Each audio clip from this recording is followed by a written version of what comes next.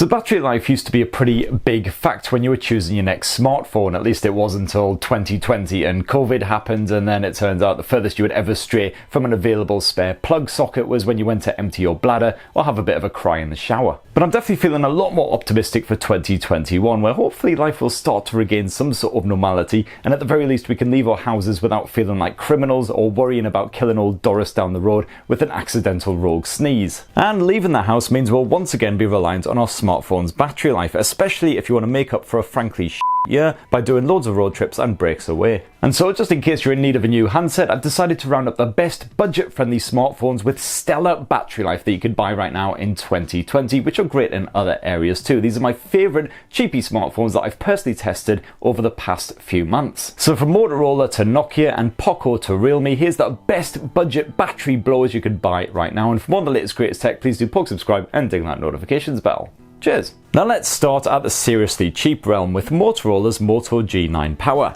This 6.8-inch beast costs well under 200 quid and has proper staying power thanks to its mighty 6000 mAh battery, making it a cracker for media streaming, gaming and all that jazz. The HD Plus display isn't the sharpest around for sure, but it's still good for a bit of YouTube or Netflix action with respectable colour reproduction and some pretty decent contrast for a budget blower. That Snapdragon 662 chipset is well up to everyday shenanigans, and it doesn't sweat too heavily during a prolonged online Call of Duty session, so at least you'll stand half a chance against those little 12-year-old spods. But the main advantage of the Moto G9 Power is definitely that 6000 mAh battery, which offers you 2 full days of use between charges as long as you don't go too city mental with it. Unlike Motorola's more expensive Moto G9 Plus, you also have a 64 megapixel camera here with AI smarts and the usual moto modes for night shots, portrait snaps and so on. In all, it's a proper good package for a very respectable price. And while the Moto G9 Power definitely has the most impressive staying power of all of Motorola's budget-friendly smartphones, it's definitely worth pointing out that the likes of the Moto G9 Play and the G9 Plus with their 5000 mAh batteries still offer well over a day of use per charge. And you can see full unboxings and all that shenanigans with all of Motorola's recent smartphones right here on Tech Spurt, and I also did a video rounding up all of the Motorola smartphones, the best ones at each price point,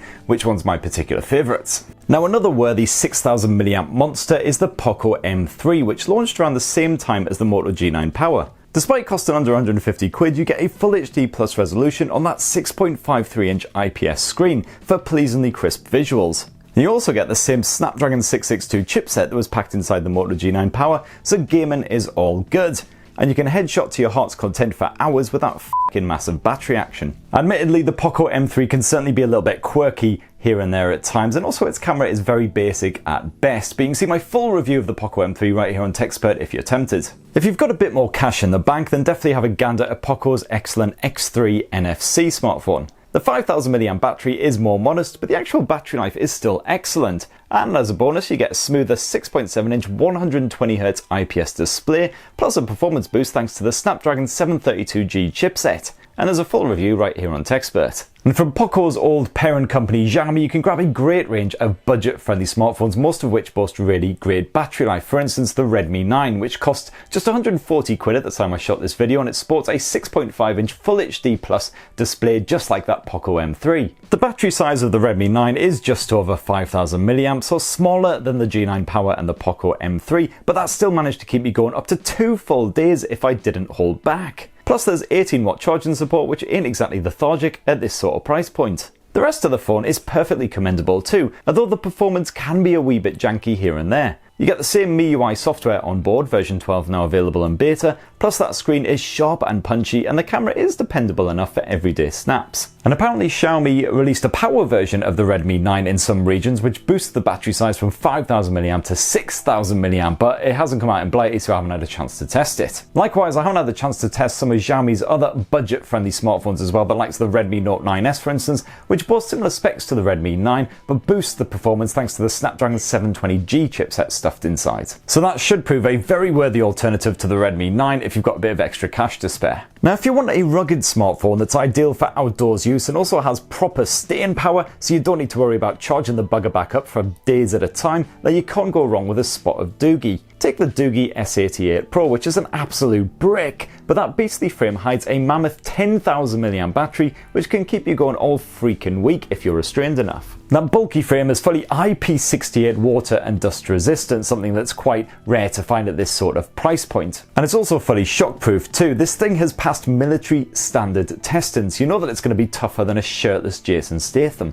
You also have a 6.3-inch Full HD screen, an okay-ish triple camera setup, and a Helio P70 running the show, which can cope with everyday stuff, no worries. Now, I've actually checked out quite a few Doogee smartphones here on Tech Spurt, so definitely go check out some of those if you want more ideas of really rugged smartphones with great staying power, including one which only costs 99 quid. Now, one of the reasons I always get great battery life from Motorola's budget-friendly smartphones is the pleasingly stock version of Android that's slapped on there, which proves very energy efficient indeed. And that's why, similarly, from HMD Global's Nokia branded smartphones, I also find you get extremely good battery life. Take the Nokia 3.4, which costs a mere 130 quid here in the UK. This 6.4-inch smartphone is super power efficient thanks not only to the stock Android experience, but also the Snapdragon 460 chipset, which can cope here with all of your apps and even a bit of light gaming on the side. And like the Moto G9 Power, it's just a 720p display here, which is fine for your video streaming shenanigans, and it doesn't suck up too much juice. So that 4000 mAh battery, while definitely not the biggest here by a long shot,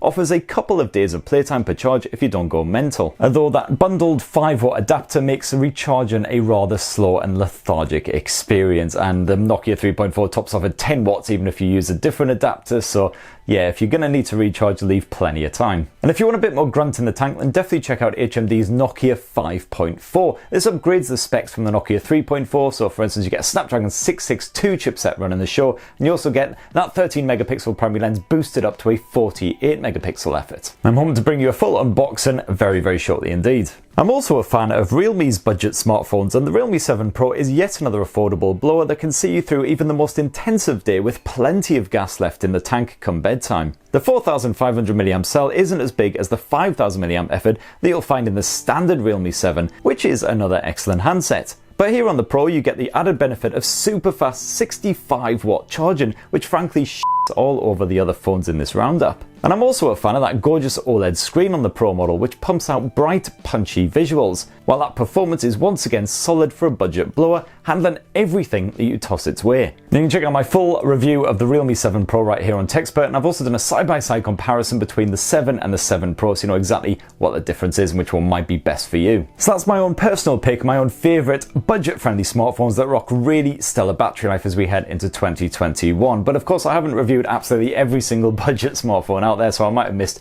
a few of your favourites. There's also a couple that I almost included but not quite, including shoutouts for the likes of the Oppo A53, which again, fantastic battery life and great value for money. The only smartphone that I haven't had a chance to test out that I really regret not getting my hands on yet is Samsung's Galaxy M31, which I've heard great things about. This thing's got a 6.4-inch Super AMOLED screen with Full HD Plus resolution. You've got a 64 megapixel primary camera, and more importantly a whopping 6000 mAh battery, placing it right up there with the likes of the Moto G9 Power and that Poco M3, and all of that for just 250 quid on Amazon right now. Hopefully at some point I'll get the chance to review that, although already the smartphone launches are piling up for January and February of 2021, so stay tuned for all of that shenanigans. Definitely let me know your own personal favourite budget smartphones for battery life and for everything else down below, and if you haven't already, please do subscribe, ding that notifications bell, and have yourselves a lovely rest of the week.